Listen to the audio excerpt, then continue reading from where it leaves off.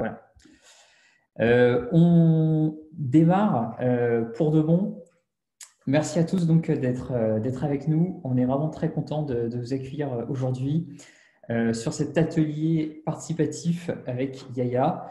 Le thème d'aujourd'hui, donc, c'est comment mobiliser et fidéliser ses talents. Pourquoi ce thème? J'aime beaucoup une citation qu'a partagée Yaya il y a quelques jours, qui est de Seth Godin, un entrepreneur, qui dit You don't need a plan for next year, you need a commitment. Donc, pas besoin d'un plan pour l'année prochaine. En l'occurrence, c'est le bon moment pour parler de 2021. Il y a besoin d'un engagement parce que les équipes ont été très chamboulées cette année avec le chômage partiel, le télétravail, la diversité des contrats aussi, parce qu'on voit que dans les équipes, surtout cette fin d'année, il y a aussi bien des CDI que des CDD, des intérimaires, des stagiaires, des alternants. Et en plus de tout ça, il y a une ambiance économique qui est un petit peu difficile. Et donc, il y a un vrai enjeu qui est de savoir comment on peut garder l'énergie collective forte dans ce contexte. On va donc en parler avec Yaya. En quelques mots, moi, je suis Gaspard, je suis un des fondateurs de Side. Side, notre mission, c'est d'apporter quelque chose de nouveau sur le marché de l'intérim, qui est un marché qui a été compliqué pendant de nombreuses années, parfois qu'on dit vieillissant. Et nous, on va apporter une nouvelle expérience qui passe par le digital, par le numérique, pour simplifier et rendre l'intérim fiable. Donc, on a développé une plateforme en ligne pour faire ça depuis 4 ans. Yaya, je te laisse nous dire en quelques mots qui tu es, ce que tu fais. Je m'appelle Yaya Falla. Je suis un des cofondateurs de Seven. Personnellement, par ailleurs, je suis passionné d'apnée et c'est quelque chose que je pratique beaucoup. Donc, si jamais on a l'occasion d'en parler pendant le webinaire, j'hésiterai pas. Et non, plus sérieusement, je suis un des cofondateurs de Seven. Nous sommes une société de conseil en formation et nous développons des formations de tout type pour différentes entreprises. Donc, on travaille avec des grands groupes, des startups et aussi avec des écoles. Donc, pour citer quelques exemples, des gens qui sont présents, d'ailleurs, je les vois. On travaille avec PwC sur la transfo numérique. On a travaillé avec l'Expert, qui est un cabinet de notariat, sur des problématiques autour du management. Nous avons et de la négociation. Et par ailleurs, par exemple, la semaine dernière, j'ai donné un cours de MBA à des étudiants de l'université de Bucarest en Roumanie. Donc ça s'est fait en distanciel. Habituellement, tous les ans, je me déplace là-bas pendant 3 jours. Et donc voilà, on mène des missions très diverses et variées sur ces problématiques-là. On est tous passionnés par l'univers de l'éducation et de la transmission de la connaissance. Et notre conviction, c'est que c'est notre façon à nous d'essayer d'apporter notre pierre à l'édifice pour permettre aux gens en fait de s'épanouir autant individuellement que aider les organisations à se développer de façon plus large, avoir de l'impact sur la société. Génial, alors on va le voir en direct et dans le concret dès maintenant. L'angle de cet atelier, c'est d'être justement pragmatique. Tu as parlé d'exemples PwC, on va parler d'autres exemples, d'autres entreprises, on va parler aussi d'expérience chez Side. Pourquoi? Parce que l'idée, c'est que pour chacun d'entre vous, participants, vous ayez des outils précis que vous puissiez utiliser derrière. Et pour ce faire, n'hésitez pas à poser des questions dans le chat. Je vais me charger vraiment de les lire et de les reprendre. Si on peut, on vous fera même participer oralement parce que normalement, il y a une fonctionnalité qui nous le permet, qu'on n'a encore jamais utilisée, mais on va essayer de le faire si possible. Et pour démarrer les hostilités, je reprends une question parce c'est super, on a eu des questions sur LinkedIn les journées précédentes là, en préparation de certains d'entre vous. Et il y en a une qui est assez générale et qui est un bon moyen, je pense, de lancer l'échange tous ensemble.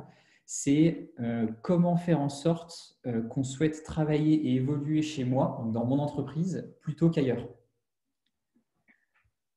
Très bien, bonne question. Dans le vif du sujet, je pense que pour aborder cette question-là, on peut le prendre sous 2 axes. Premier axe, c'est comment est-ce qu'on va attirer ces personnes-là et comment ensuite on va essayer de les garder. Pour répondre à la première question sur le fait de réussir à les attirer, je partirais, et certains le connaissent déjà, sur la théorie de Simon Sinek, sur les Golden Circles, c'est-à-dire avoir cette capacité à définir une vision et ensuite de réussir à partager cette vision. Si on regarde par exemple les conférences de Simon Sinek, qui prend souvent l'exemple d'Apple qui est assez facile à comprendre. L'exemple d'Apple, c'est challenger le statu quo, ça c'est la vision. La manière dont ils le font, c'est en se concentrant quand ils développent leurs produits et services sur le design et l'expérience utilisateur. Donc quand on regarde tous les produits Apple, le design est souvent très très abouti et l'expérience utilisateur aussi est vraiment une bonne expérience, on va dire, au top.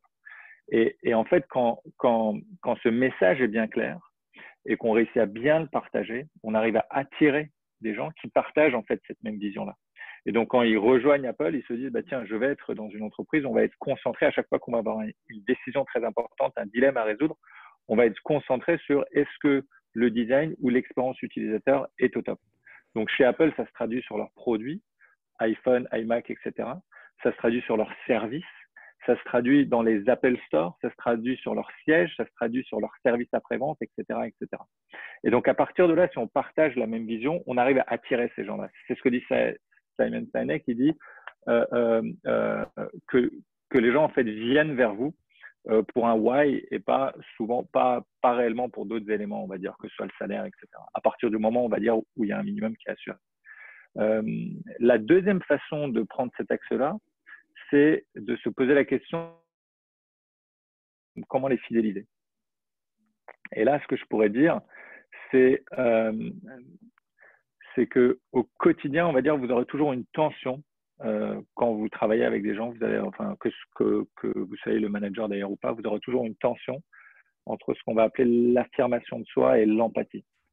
C'est-à-dire, quel est mon intérêt à moi en tant que manager ou représentant de la structure, de l'entreprise, et quel est l'intérêt de mon collaborateur. Vous aurez toujours une tension ici et vous aurez à faire, dans certains cas, un arbitrage.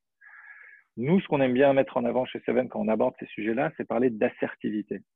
L'assertivité va être la capacité à comprendre en fait de façon empathique l'autre personne, le salarié, le talent avec qui on est en train de travailler, la personne avec qui on travaille, et en même temps ne jamais oublier l'intérêt de l'entreprise en tant que telle, de la structure en tant que telle. Et pour y arriver, ce qui est très très intéressant, c'est qu'il y a des solutions en fait. Et c'est là où on va commencer à parler de management, de différents outils de management, de différentes façons de communiquer. On va parler de leviers de motivation, etc., etc. Et pour moi, tout le génie en fait du management se situe ici. Et c'est là où les choses deviennent excitantes. C'est de se dire, tiens, comment est-ce que je peux essayer d'aller dans ton sens, Gaspard ou d'autres collaborateurs, en ne condamnant jamais le collectif ou la structure en tant que telle. Pour vous donner, on va dire, un exemple sur chacun des éléments que je viens d'évoquer, sur comment, par exemple, attirer ces personnes-là, ou en tout cas, comment s'assurer qu'on attire les bonnes personnes. Actuellement, en ce moment même, on est en train de faire des formations chez Big Mama, je me permets de les citer, qui est une structure assez incroyable pour ceux qui les connaissent. Hein, c'est les restaurants Big Mama, c'est des restaurants italiens à Paris. Et en fait, la manière dont Big Mama s'y prend, pour s'assurer, en fait, eux, si vous voulez, leur why, c'est, alors on le connaît tous, si on est déjà allé dans un restaurant Big Mama, ça va être l'amour, on va dire, de la bonne cuisine italienne, avec toute la culture, toute la qualité du produit qui vient avec, et les gens qui travaillent dans ces restaurants-là. Donc la manière dont ils se sont pris, c'est que tout simplement, en fait, ils vont recruter les meilleurs cuisiniers, les meilleurs talents en Italie, dans les différentes régions en fonction des produits qu'ils vont proposer. Ils ont des recruteurs sur place. Et donc, en fait, ils vont aller chercher ces gens-là. Et quand vous arrivez chez Big Mama et que vous travaillez chez Big Mama, on va dire, vous êtes vraiment baigné dans cette ambiance-là. Et donc, à partir de là, ils s'assurent d'avoir justement des gens qui partagent l'amour de la bonne cuisine italienne avec eux et au sein de leur entreprise. Si je vais prendre un autre exemple sur comment garder ces talents-là, je pense que j'ai parlé de l'empathie, l'affirmation de soi, de management, etc. Je rajouterais un élément essentiel selon moi, qu'on oublie souvent. C'est tout simplement et bêtement l'exécution. C'est-à-dire la manière dont je transforme une vision que je vais avoir en une réalité. Est-ce que je suis fidèle au message que j'ai donné ici, initialement ou pas? Et si je réussis à bien le faire, souvent ça fonctionne. Pour illustrer là, je vais prendre un exemple, on va dire, en dehors de l'univers corporate. Je vais prendre un exemple politique, même si j'essaye souvent dans des situations comme ça à éviter de parler de politique. Alors, il n'y a pas de jugement ici. L'exemple politique que j'ai envie de prendre, c'est l'exemple de Jacinda Ardern. Alors, pour ceux qui ne la connaissent pas, c'est la c'est la première ministre de la Nouvelle-Zélande qui vient d'être réélue il y a quelques semaines. Et pourquoi je prends cet exemple-là? Parce que c'est pour parler de sa réélection. Sa réélection s'est passée dans des conditions assez incroyables, et rares, on va dire, dans des pays occidentaux. C'est qu'elle a été réélue avec un taux de participation record, et elle a été réélue dès le premier tour. Elle a obtenu la majorité dès le premier tour, ce qui est très, très rare. Et quand on analyse pour essayer de comprendre pourquoi, en fait, tous les observateurs disent qu'elle avait une vision, on va dire plutôt humaniste, sociale du pays, de la manière de gérer le pays, et assez bienveillante. Et en fait, en exécutant très, très bien durant son premier mandat cela, il a réussi à se faire réélire dès le premier tour, ce qui est très, très rare.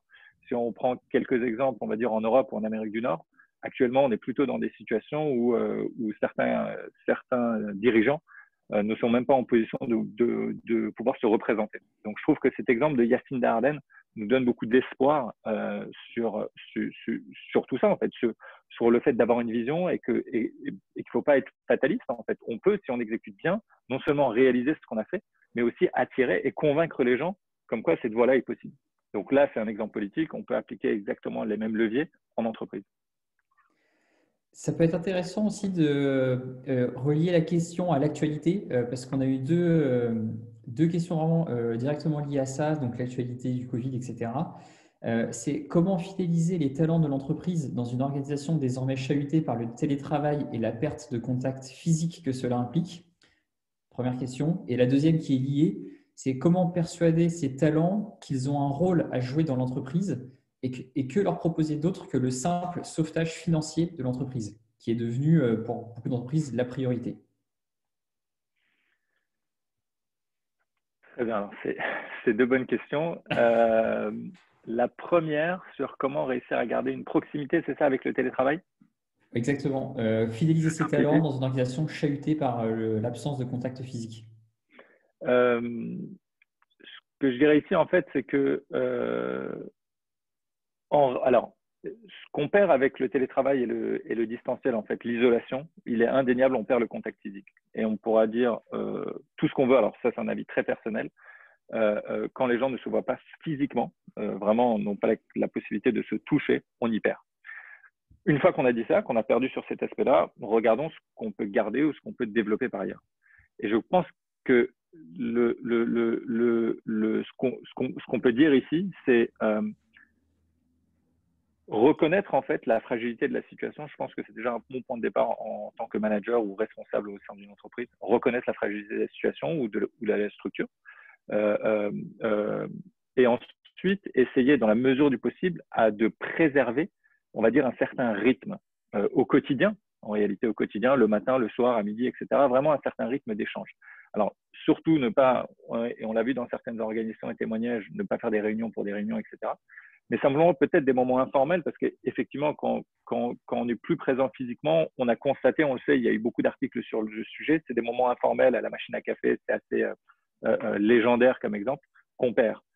Essayer de recréer ça de façon assez intéressante. L'exemple que je peux donner, c'est mon associé Thomas Frodé, qui est par ailleurs directeur d'un master spécialisé à Neoma, qui d'ailleurs avec tout le groupe Neoma et tous les masters et directeurs de master, ont mis un rendez-vous hebdomadaire en place avec les étudiants des masters pour échanger, discuter vraiment de sujets divers et variés. Il n'y a pas forcément d'ordre du jour et chacun se connecte et on échange.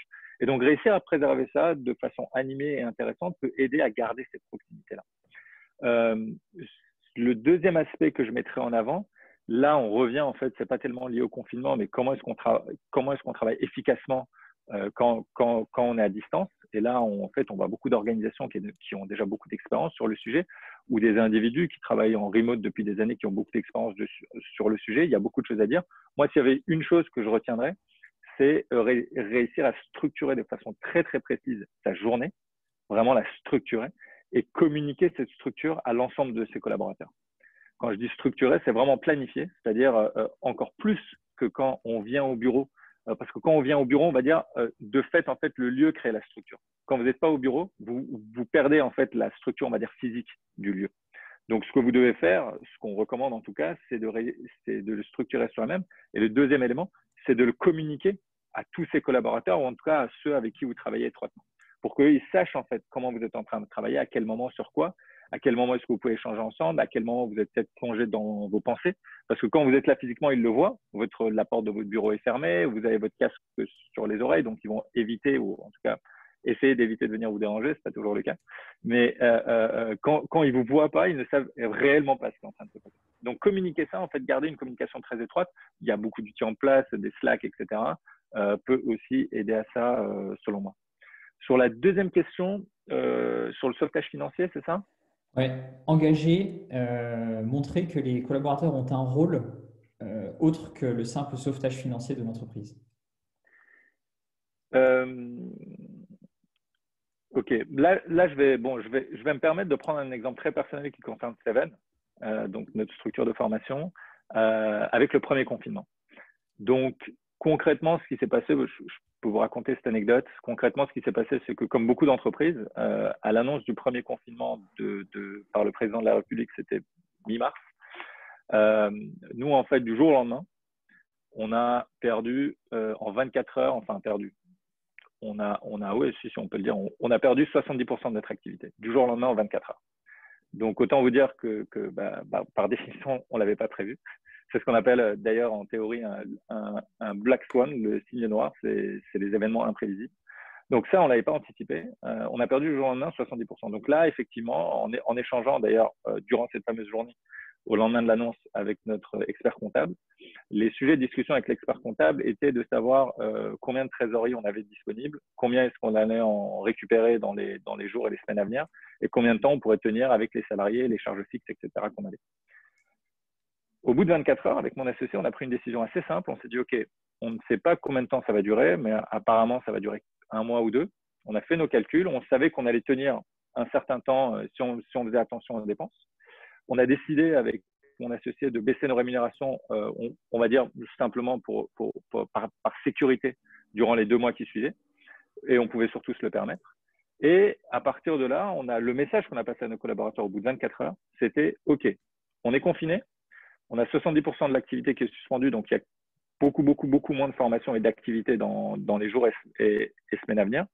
Ce qu'on va faire, et si vous êtes d'accord avec nous, on va le faire tous ensemble. On n'a pas mis le chômage partiel en place chez Seven. Et ce qu'on a dit, c'est qu'on va continuer à bosser à 100%, chacun de chez soi, on va collaborer et on va innover. On va travailler sur des nouveaux produits, sur des nouveaux formats de formation. On va se poser la question justement, le distanciel, comment créer la meilleure expérience possible en distanciel pour les participants. Et on va se donner 2 mois, 3 mois, 4 mois à faire tous les sujets qu'on aborde depuis des années, qu'on n'a pas pris le temps de le faire parce qu'on était en croissance, etc. On va les faire maintenant. C'est-à-dire, on s'est dit, OK, on va prendre cette période-là, on va investir en fait. Au lieu d'essayer de sauver les choses, on va plutôt investir, innover, changer de fusil d'épaule potentiellement et aller de l'avant. Ça, c'est la promesse qu'on avait donnée. Je ne dis pas, je dis pas que toutes les organisations pouvaient se le permettre, loin de là. Je connais d'autres organisations qui l'ont fait. D'ailleurs, juste avant, je parlais de Big Mama. Big Mama a réussi en quelques mois à mettre un service de click and collect très, très efficace en place. On commençait, alors, ce qu'il faut savoir, c'est que Big Mama ne faisait jamais de livraison avant, même pas avec Uber Eats, etc. Donc, ils ont mis tous ces éléments-là en place très, très, très vite. Et d'ailleurs, aujourd'hui, c'est devenu très intéressant, c'est potentiellement dans leur stratégie de développement, de réussir à travailler sur la livraison ou l'expérience de livraison améliorée, on va dire, d'une façon ou d'une autre. Donc, cela, en fait, le message, par exemple, de Big Mama, pour prendre un autre exemple aujourd'hui, n'est pas tellement de dire nos restaurants sont fermés ou partiellement ouverts, c'est difficile et on va travailler sur le sauvetage financier de la boîte. Le message en interne pour faire des formations actuellement chez eux, c'est on se mobilise, on innove et on va de l'avant et on se pose la question de comment est-ce qu'on peut faire pour qu'une pizza ou un plat de pâtes qui est très très bon dans le restaurant soit tout aussi bon quand il arrive après X minutes de transport chez le client. Ça, c'est des vraies questions logistiques, par exemple, et même de recettes de cuisine sur lesquelles ils sont en train de s'interroger actuellement. Et je trouve ça vraiment intéressant parce que là, on parle d'un secteur qui, pour le coup, a pris le confinement et la crise sanitaire de plein fouet. Je peux donner un exemple aussi personnel sur ce sujet. C'est chez Side, on est donc dans le secteur du travail temporaire, de l'intérim, qui a forcément été impacté par le confinement. Et nous, ce qu'on a cherché à faire, donc notre why, c'est apporter une nouvelle expérience du travail temporaire pour les candidats, pour les entreprises, qui soit plus accessible, plus simple, plus fluide. Et là où on a dû innover, on a essayé de mobiliser nos équipes pour le faire, c'est comment adresser cette expérience qu'on avait créée à des nouveaux clients qu'on n'avait pas avant. Et donc, par exemple, on a commencé à aider des secteurs sur lesquels on était peu présent, comme par exemple le secteur de la santé actuellement. Et c'est un moyen de faire évoluer notre produit de manière imprévue, mais peut-être finalement le long terme au final. Il y a une question intéressante sur le rôle des managers dans l'engagement, la fidélisation par le leadership, Yaya. C'est comment s'assurer que les managers, les layers intermédiaires soient de bons relais de la vision et du leadership et éviter que seul le top management, les founders, soient garants. Très bien. OK. Sur cette question-là, je prends quand même quelques secondes. OK. J'irai, moi, je pense que le premier élément à avoir en tête est très, très simple à retenir. Il faut prendre absolument soin d'eux. Il faut vraiment prendre soin de ces gens-là. C'est-à-dire pour s'assurer que ce soit justement des bons managers, des bons relais qui puissent transmettre la vision, il faut prendre soin d'eux. Ce n'est pas moi qui le dis. Il y a deux théories très intéressantes sur le sujet, développées par un garçon qui s'appelle Rogers, qui a travaillé sur ce qu'on appelle la loi de diffusion de l'innovation. C'est dans les années 50 qu'il a sorti son livre, 50 ou 60. La loi de diffusion de l'innovation. Et on a son parallèle en France avec Jean-Christian Fauvet, qui a travaillé sur la sociodynamie. Sans entrer dans le détail de ces deux théories, l'idée est très simple, c'est de dire, et les deux le disent, mais énormément de fois, ils disent, voilà, au départ, avant d'aller convaincre la masse, c'est-à-dire le groupe de gens de façon large au sein de l'entreprise ou au sein d'une organisation ou au sein d'un pays même ou d'une nation, vous devez trouver des ambassadeurs et des relais. Et leur préconisation, c'est prenez soin de ces gens-là. Alors, prenez soin de ces gens-là, ça veut dire quoi? Ben, on revient sur le sujet initial, c'est-à-dire, déjà, partager la même vision, partager la même ambition, partager le même why, dirait Simon Sinek. Une fois qu'on partage le même why, derrière, le travail, on va dire, se fait au quotidien, par des petites attentions. Pour illustrer ça, je vais me permettre de prendre un exemple encore totalement différent. Je pense que dans un couple, le fait de dire qu'on aime l'autre n'est clairement pas suffisant. Le fait de dire qu'on partage une vision commune de notre vie, de famille, qu'on veut fonder une famille, etc. OK, ça, on va dire que ça va être le why, la vision, la famille, la manière dont on le voit, notre vie, la manière dont on le voit, etc. etc.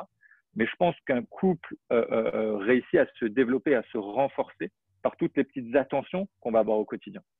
Pas simplement le fait de dire à l'autre qu'on l'aime ou ces éléments-là, mais comment est-ce qu'au quotidien, on prend soin de l'autre, qu'est-ce qu'on fait pour l'autre et vice-versa. Ce que je veux souligner ici, c'est qu'on ne voit pas toujours le résultat final arriver, mais c'est tous ces petits gestes qui font qu'à la fin, ça fonctionne. Et avec les managers ou ces layers dont on parle dans la question que tu évoques, c'est exactement la même chose. C'est-à-dire il faut réussir, en tant que dirigeant, on va dire, de la structure ou leader, réussir à définir la vision, le porter, l'incarner au quotidien. Et de cette façon-là, on réussit, on va dire, à embarquer ces gens-là. Jean-Christian Fauvet l'explique très bien dans sa théorie de la sociodynamie. Il parle du triangle d'or, lui. Il dit, voilà, vous avez, on va dire, la masse de la population, 80% sont des passifs ou des suiveurs. Vous avez quelques pourcents, 5, 6, 7, 8% qui font partie de ce fameux triangle d'or, qui sont vos ambassadeurs, les premiers ambassadeurs qui sont avec vous et qui généralement restent avec vous très, très longtemps. Voilà ce que je peux répondre, on va dire, sur un axe théorique. L'exemple que je pourrais donner pour illustrer ça, comment est-ce qu'on s'y prend chez Seven, nous, on le fait en deux temps. C'est sur le recrutement de nos collaborateurs et de nos collaboratrices ou les personnes avec qui on travaille. Ce qu'on fait dans nos moments de recrutement, alors, c'est dans le processus de recrutement, tous les candidats ont à un moment donné à animer une formation. Que vous postuliez pour un job de tech, que vous postuliez pour un job dans la communication, que vous postuliez sur un job administratif ou juridique, peu importe le job pour lequel vous postulez, on demande à tous nos candidats, pendant le processus de recrutement, d'animer une formation. De cette façon-là, on s'assure que le fait de dire est-ce que l'univers de l'éducation, de la transmission de la connaissance vous intéresse, vous passionne, ce n'est pas juste des mots. Et on leur dit, voilà, dans le processus de recrutement, ça en fait partie. Pas tellement pour voir leur capacité ou leurs compétences en termes de pédagogie, mais plus pour voir comment est-ce qu'ils s'y prennent et quel degré de préparation ils ont, etc. Et puis ensuite, peu importe le métier que vous avez chez nous, tout le monde, absolument tout le monde, anime des formations. Tout le monde anime des formations chez Seven. Pourquoi? Parce que c'est notre cœur de métier. Que vous soyez encore une fois dev en train de développer des outils digitaux, que vous soyez sur la gestion des clients rencontres, que vous soyez dans le juridique, tout le monde anime des formations. Pour qu'au quotidien, on sache quel est notre cœur de métier, pourquoi est-ce qu'on est là et pourquoi on est en train de faire tout ça. Pour qu'on puisse voir des participants, pour que je puisse voir leurs réactions, pour qu'on puisse voir quand ça se passe bien, et généralement ça se passe bien, la satisfaction dans leurs yeux, et qu'au quotidien, on ait ça qui revienne. Donc évidemment, moi, je le fais depuis 6 ans, je continue à le faire, je continue à animer des formations. D'ailleurs, j'ai eu certains participants ici en formation avec moi. Donc ça, pour le coup, c'est un vrai plaisir. D'ailleurs, cette idée-là, il faut rendre à César ce qui appartient à César. Je l'avais eu il y a quelques années en écoutant Michel Augustin, qui font les pâtisseries, qui depuis ont beaucoup grandi. Et il disait en fait, alors je ne sais pas si c'est toujours le cas, je ne sais pas si Gaspard est au courant, mais à l'époque en tout cas, ce qui est sûr, c'est qu'ils demandaient à tous leurs collaborateurs de passer un CAP pâtisserie. Comme leur métier c'était de faire de la pâtisserie, tous les collaborateurs de Michel Augustin devaient passer leur CAP pâtisserie. Soit ils l'avaient déjà, ils étaient recrutés. S'ils étaient recrutés mais qu'ils ne l'avaient pas, ils avaient 12 ou 18 mois pour le passer. Et ils les accompagnaient justement dans ce processus-là. Et je trouvais ça vraiment très, très intéressant. C'est-à-dire, tu travailles chez Michel Augustin. Notre métier, c'est de faire de la pâtisserie.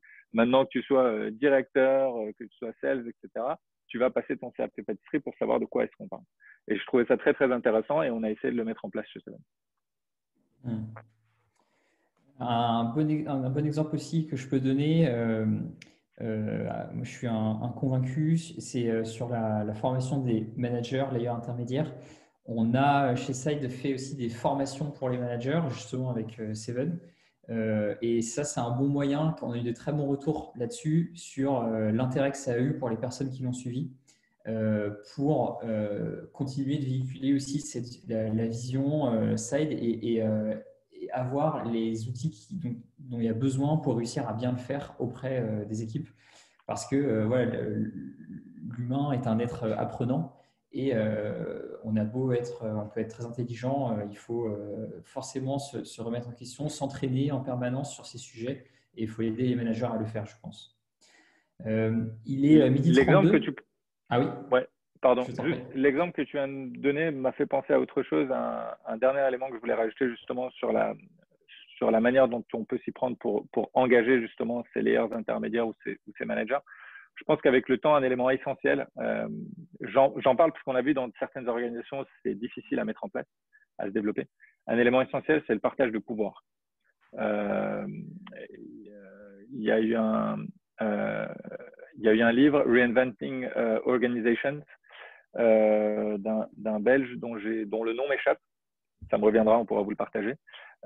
Qui a pas mal écrit sur le sujet. En fait, le partage de pouvoir dans les organisations, au bout d'un certain temps, on se rend compte que ça reste quand même très important. C'est-à-dire réussir l'engagement en fait des différents collaborateurs et collaboratrices qui sont un peu nos ambassadeurs dure dans le temps s'il y a une espèce de corrélation avec le pouvoir qu'on leur confie. Ça tombe très très bien parce que si à un moment donné les dirigeants veulent aussi, Frédéric Laloux, merci beaucoup Jacques, c'est absolument ça. Frédéric Laloux, Reinventing Organizations. Donc, si on veut en fait que les gens, que cet engagement en fait perdure dans le temps, le partage de pouvoir, le pouvoir de décision est un élément assez essentiel. Alors, il ne faut pas aller trop vite, parce que si on le fait trop tôt, ça peut créer du stress ou de l'anxiété, mais il ne faut pas le faire trop tard non plus, je pense. Donc, il faut avoir le bon timing. Et là-dessus, en fait, on revient sur le sujet initial, l'empathie, la proximité. Simon Sinek parle de handshake management. Comme son nom l'indique, c'est le management par la poignée, sur le fait de serrer la main, donc avoir une vraie proximité avec les gens. Ça va être un élément essentiel pour engager les gens et surtout garder leur engagement dans la durée et du coup ne pas perdre les talents. Il est 12h34, ça fait un peu plus d'une demi-heure qu'on est ensemble, c'est le temps qu'on s'était donné. Néanmoins, on peut prendre quelques minutes supplémentaires avec Yaya pour répondre à des questions, à d'autres questions que vous auriez. Donc, n'hésitez pas. Je vois qu'on est toujours assez nombreux. Donc, est-ce que certains veulent qu'on évoque des sujets qu'on n'a pas encore abordés ou qu'on rentre plus dans le détail sur certains? Euh,